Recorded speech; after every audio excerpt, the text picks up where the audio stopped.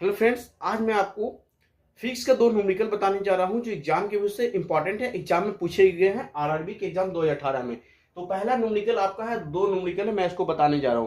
पहला न्यूमेरिकल क्या है, द्रव्यमान m के साथ चलती वस्तु की गतिज ऊर्जा E का मान क्या होगा यदि उसके चाल को v से बढ़ाकर 2v कर दिया जाए।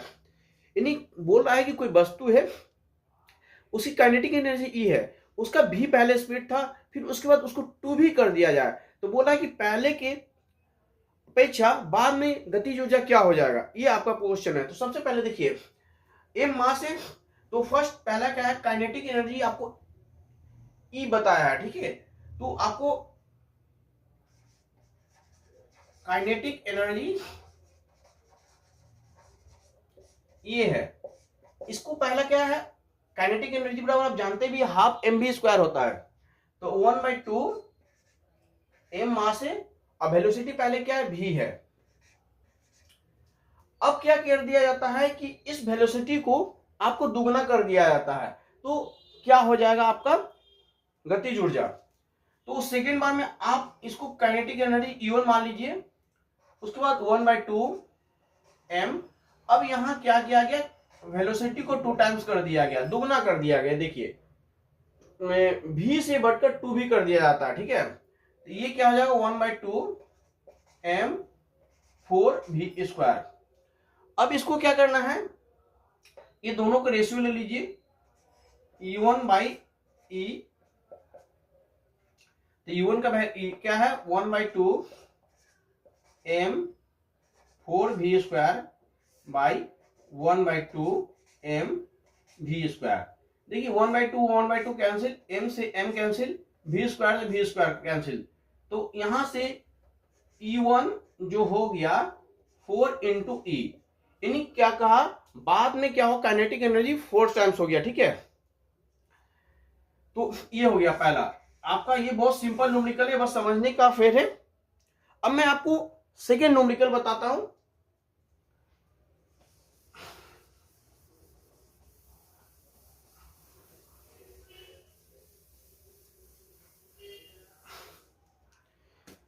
सेकेंड न्यूमेरिकल क्या है, ये बहुत इंपॉर्टेंट और अच्छा भी न्यूमेरिकल है।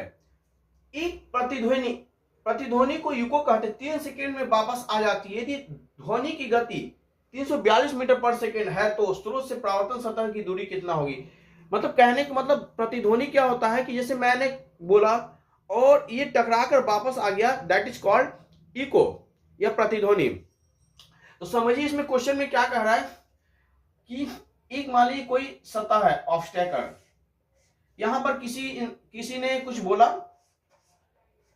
ये क्या हुआ, ये यहां से ट्रेवल करेगा, फिर वापस इसी के पास आ जाएगा, तो इसी को इको कहा जाता है। तो मान लीजिए ये दोनों के बीच का दूरी मान लीजिए अगर x मानते हैं, तो ये जो ध्वनि ट्रेवल करेगा, इधर से गया x, फिर इधर से आएगा फिर x, तो फिर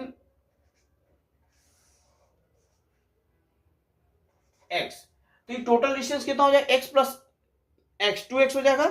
अब इसको मैं चलता हूं, आपको आगे बताते हैं। अब देखिए इस पर क्या दिया गया है, टाइम दिया गया क्या, 3 सेकेंड का है। स्पीड आपको साउंड का दिया हुआ है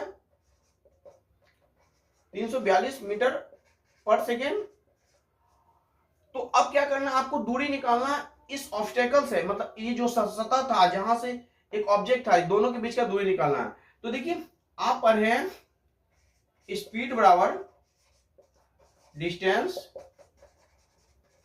बाई टाइम। स्पीड को s मानते हैं, डिस्टेंस को d, टाइम को t। अब देखिए जो डिस्टेंस था, जो ध्वनि जो आपको ये प्रतिध्वनि बोले, ये 2 बार ट्रेवल किया, x प्लस x 2x हो जाएगा। तो यहां पर आप 2d या 2x कर सकते हैं, हम 2d कर दिए हैं, ठीक है। और टाइम क्या है, कितना लिया है, 3 सेकेंड। और ये स्पीड कितना दिया, 342 इक्वल टू 2d बाई 3।